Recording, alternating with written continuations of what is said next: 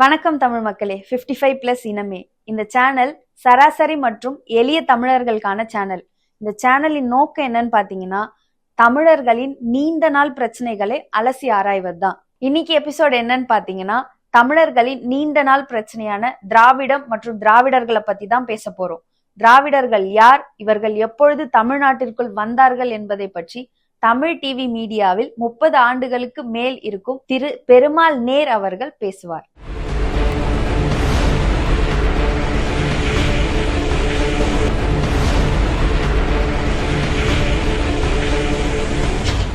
வணக்கம் தமிழர்களே. யார் இந்த திராவிடர்கள்?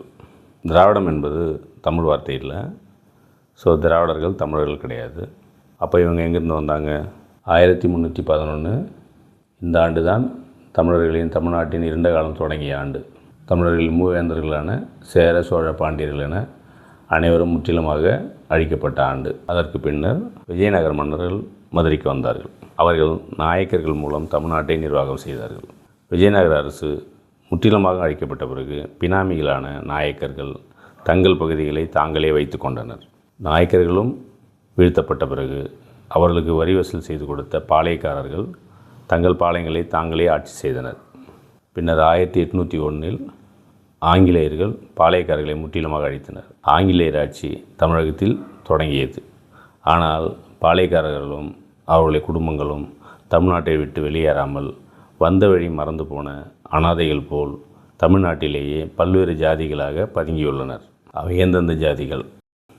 நாயுடு, ரெட்டி, ராஜுக்கள், தெலுங்கு செட்டி, அருந்ததியர், ஒட்டர் மற்றும் மங்களா இன்று இசைவேளாளர்கள் என்று சொல்லிக்கொள்வர்கள் அந்த மங்களா இனத்தை சேர்ந்தவர்கள் தான்.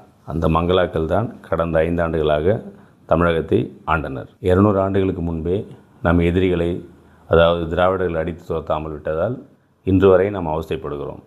இது நம் குழந்தைகளின் எதிர்காலத்துக்கு நல்லதல்ல. திராவிடர்கள் தமிழர்களின் முதல் எதிரிகள் என்பதை அறிவிப்போம். தமிழினம் காப்போம். நன்றி. தமிழன்னை வாழ்க. வருகின்ற சட்டமன்ற தேர்தலில் அனைவரும் வாக்களிப்போம். 55+ இனமே இது முழுக்க முழுக்க தமிழர்களுக்கான சேனல். லைக் பண்ணுங்க, ஷேர் பண்ணுங்க மற்றும் சப்ஸ்கிரைப் பண்ணுங்க. மறக்காம உங்க கருத்துக்களை கமெண்ட் பாக்ஸ்ல சொல்லுங்க. நன்றி, வணக்கம்.